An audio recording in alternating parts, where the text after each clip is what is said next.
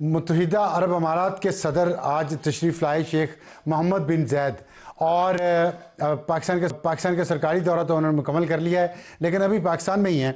ये फरमाइएगा कि क्या अहमियत थी इस दौरे की? वो पहले भी आते हैं हर साल और रहीमयार खां में आते हैं, वहाँ रहते हैं, फिर चले जाते हैं। इस दफ़ा इस्लामाबाद आए हैं, यहाँ कुछ घंटे गुजारे हैं और वापस गए हैं। अहम क्यों है ये? जी बहुत शुक्रिया अफसार साहब। मैं समझता हूँ कि पाकिस्तान को जो एक नया मुकाम और मर्तबा हासिल हुआ है मार्का के बाद, उसने सफारती सतह पे पाकिस्तान का मुकाम नई बुलंदी पर फाइज किया है। आपने देखा है कि हाल ही में बैनुल अक़वामी मीडिया ने भी इस बात का नोटिस लिया है कि किस तरह अमेरिका की इंतजामिया में भी पाकिस्तान की हैसियत और पाकिस्तान का मुकाम एक नए पस मंजर में देखा जा रहा है और पाकिस्तान उन विनर्स के अंदर शुमार किया जा रहा है कि जो ट्रंप एडमिनिस्ट्रेशन के पहले साल में जिन ममालिक ने अपनी खैर सगाली में बेहद इजाफा किया है। इसी तरह मशरक़ वस्ता में जो हमारे बरादराना मुल्क हैं, सऊदी अरब के साथ हमारा दिफाई मुआहदा हुआ है और अब जो मुत्तहिदा अरब इमारात के सदर हैं वो पहली दफ़ा एक सरकारी दौरे पर पाकिस्तान तशरीफ़ लाए हैं। इससे पहले वो निजी दौरे पर पाकिस्तान तशरीफ लाते रहे हैं। तो इसकी बहुत अहमियत है इस लिहाज से कि इस दौरे के दौरान पाकिस्तान में सरमायाकारी के लिहाज से उनसे जो बातचीत होगी उसके आप देखेंगे आने वाले दिनों में बहुत अच्छा, अच्छे इसकी ये बात आपने जो की है इसकी तवक्को तो जाहिर की जा रही थी और एक कर्टन रेजर भी हुकूमत ने जारी किया जिसमें कहा गया कि बहुत सारे मुआहदों की बहुत सारे इश्यूज पे काम हो रहा है। तो तवक्को ये थी कोई मुआहदा साइन होगा, तो ऐसा तो कुछ नहीं हुआ। तो ये क्या वजह है इसकी? देखिए, मैंने जैसे आपसे कहा कि इस सतह के जो दौरे होते हैं, सबसे पहले तो ये बहुत बड़ी खैर सगाली ज़ाते खुद कि वो सरकारी दौरा पहला पाकिस्तान का कर रहे हैं बरसों के बाद, ये एक बहुत बड़ी डेवलपमेंट है। और जब इस तरह के दौरे होते हैं तो उसमें जो इत्तफाक राय होता है उसके बाद फिर माहिरीन की टीमें बैठकर उस कंसेंसस को और उस इत्तफाक राय को ठोस मुआहदों में शक्ल देती हैं। तो आप देखेंगे कि इस दौरे के इंशाल्लाह बहुत मुस्बत असरात निकलेंगे। पाकिस्तान और मुत्तहिदा अरब इमारात जो कि पहले ही एक बहुत मजबूत रिश्ते में है, इनके ताल्लुकात में मजीद गहरी दोस्ती में ये तब्दील होंगे। लेकिन ये बातें हम पहले भी सुन चुके हैं कुछ और ममालिक के हवाले से भी, लेकिन आया कुछ नहीं। अब ये बात हो रही थी कि लीबिया के साथ जो हमारा दिफाई मुआहदा हुआ है उसके बाद यूए के प्रेसिडेंट आ रहे हैं, तो शायद कुछ इस तरह की बात भी होगी, लेकिन कुछ भी नहीं हुआ।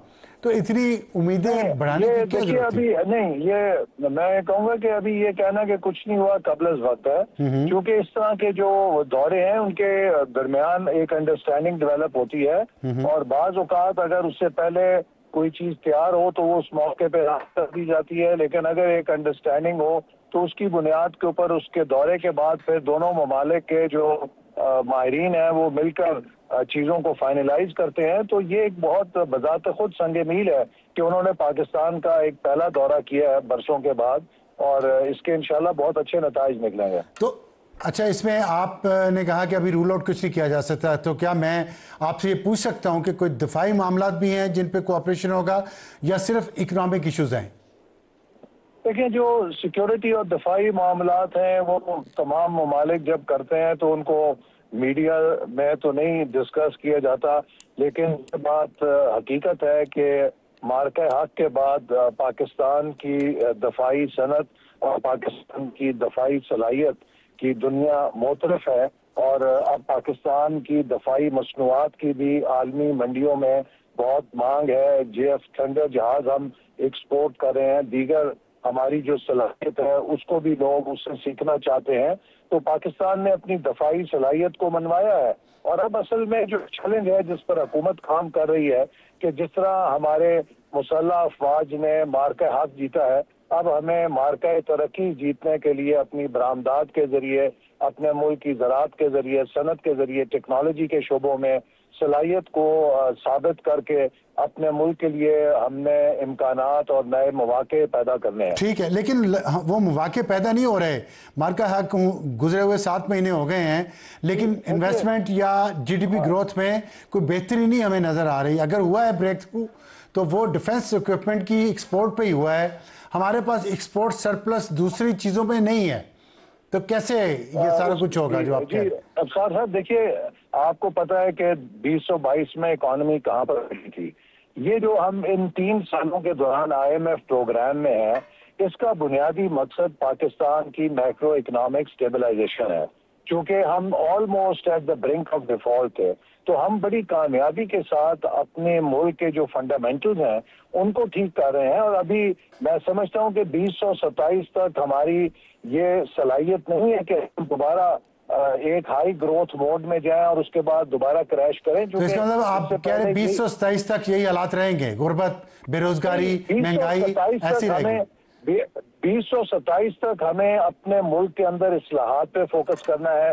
IMF प्रोग्राम के जरिए जो स्टेबलाइजेशन है उसे कंसोलिडेट करना है, और जब ये हो जाएगी तो 27 से लेकर 32 तक जो हमारा फ्रेमवर्क है वो एक हाई ग्रोथ का फ्रेमवर्क है जिसको हम पायदार तरक्की में तब्दील कर सकेंगे। ठीक है। लेकिन अगर आपने बुनियाद नहीं बनाई और एक्सपोर्ट की सलाहियत में इजाफा नहीं किया और हम हाई ग्रोथ में चले गए जो कंजम्पशन लेड हो, जो इम्पोर्ट बेस्ड हो, फिर वही। ये फरमाइएगा कि शेख जायद बिन नहयान ये इस्लामाबाद एयरपोर्ट पे आए और वहीं से वापस चले गए या इस्लामाबाद के अंदर भी तशरीफ लाए हैं? जी, वो आए, एयरपोर्ट पर आए, उनकी मुलाकात हुई, क्योंकि उनका जो विजिट एक रोजा ही था, और इसके बाद वो इस्लामाबाद में आने के बाद यहाँ से फिर रहीम खान रवाना हो गए जहाँ पर उनका निजी दौरा। तो फिर लोग सवाल पूछ रहे हैं कि फिर इस्लामाबाद पिंडी को बंद करने की क्या वजह थी? इतना आपने अच्छा इस्तकबाल किया, स्कॉट किया उन्होंने, पाकिस्तान के एयरफोर्स के तैयारों ने, यहाँ भी उन्हें 21 तोपों की सलामी भी दी गई, तो बाकी शहर को सजाने की और रास्ते बंद करने की जरूरत क्यों पेश आई, या प्लान में कोई चेंज आई है? नहीं, प्लान में चेंज नहीं है, लेकिन देखिए जो आपको पता है कि सिक्योरिटी के सूरत हाल है, उसके तहत जब भी कोई हाई प्रोफाइल डिग्नेटरी या मेहमान आए तो ये ज़रूरी होता है कि हम सारे सिक्योरिटी के तकाजे पूरे करें, और जो डेकोरेशन है वो हमें करके उस मेहमान की ताज़ीम के लिए देना है कि हमारे मुल्क के लोगों को और हमें उनकी आमद पे खुशी हुई है। और मैं फिर ये कहूँगा कि हम एक बावकार कौम है, और हम देखिए हर चीज हमें ये नहीं देखनी चाहिए कि हमारे मुल्क में कोई आ रहा है तो कितने डॉलर का उस वक्त मुआहदा साइन हुआ है, ये सब चीजें भी आती हैं। लेकिन सबसे बड़ी बात यह है कि उनका आना एक बड़ी अहमियत रखता है कि वो पहली दफा पाकिस्तान के एक ऑफिशियल दौरे कर रहे हैं। ये एक बड़ा डिप्लोमेटिक पाकिस्तान के लिए एक संग मील है, और इंशाल्लाह उनके इस दौरे के बहुत मुस्बत असरात ये ऐसा सब दिनों में आप देखेंगे। ये आपने बड़ी अच्छी बात की, और मैं इसी को आगे लेके जाना चाहता हूँ थोड़ा सा, कि जाहिर है पाकिस्तानी प्रॉब्लम फेस कर रहे हैं वीज़ा के इश्यूज़ पे, और पाकिस्तान चाह भी रहा है कि UAE के साथ ताल्लुकात बेहतर हों। कुछ शिकायतें भी थी पाकिस्तान को, तो क्या उनका अजाला हुआ कम अज़ कम वीज़े के इशू पे?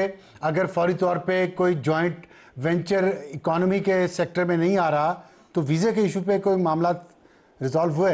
जी, देखिए उनके साथ एक ब्रॉड रेंज मौजूआत पे बातचीत हुई है, और जैसे मैंने आपसे कहा कि आप देखेंगे कि पाकिस्तान और मुत्तहदा अरब इमारात के ताल्लुकात इंशाल्लाह इस दौरे के बाद उनमें मजीद मजबूती आएगी और तमाम शोबों के अंदर पेशरफ्त आपको देखने में मिलेगी। जो अफगानिस्तान से तालिबान दहशतगर्द ग्रुप हम पे हमले कर रहे हैं, उनके बारे में कोई बात हुई? देखिए, जो मैं तो उस बातचीत पर खुद शरीक नहीं था, लिहाजा मैं ये कमेंट नहीं कर सकता, लेकिन मैं ये जरूर कह सकता हूँ कि जब सरबराहान मुमलिकत मिलते हैं और पाकिस्तान और मुत्तहदा अरब इमारात दोनों का सूरत हाल से बहुत ताल्लुक, आपको याद के 19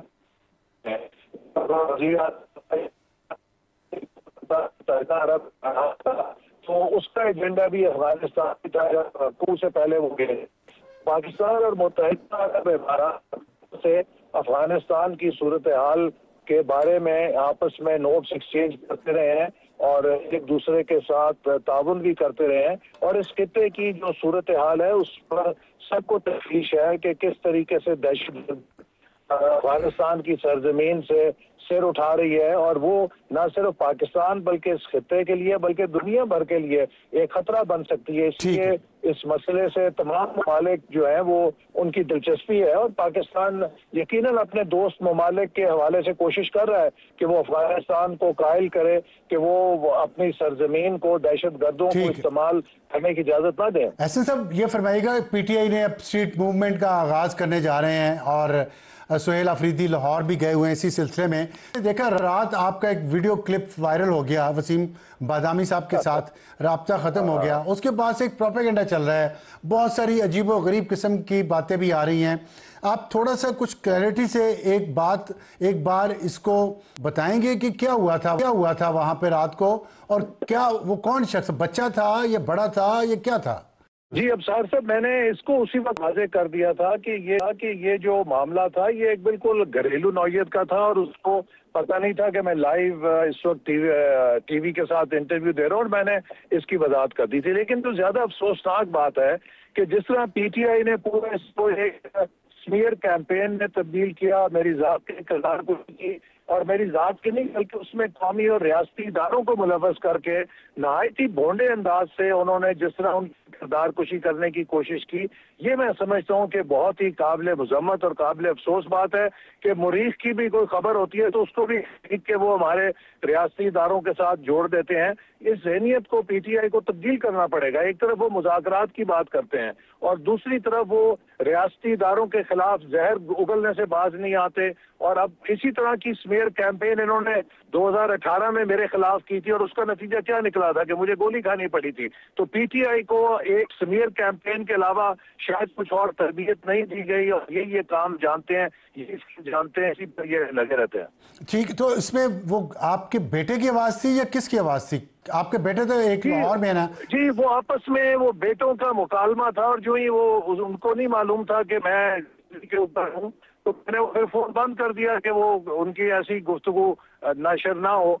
तो ये कोई मामूल की बात थी, और वो उसके फौरन बाद मैं दोबारा आ गया ट्रांसमिशन के अंदर। तो इस चीज को एक ट्विस्ट देना और इसको रियासती इदारों के खिलाफ मुहिम बना लेना, मैं समझता हूँ कि नहायत ही काबिल मजम्मत है, नहायत ही काबिल अफसोस है, और जितनी भी मजम्मत की जाए काम है। बहुत शुक्रिया एहसन इकबाल साहब।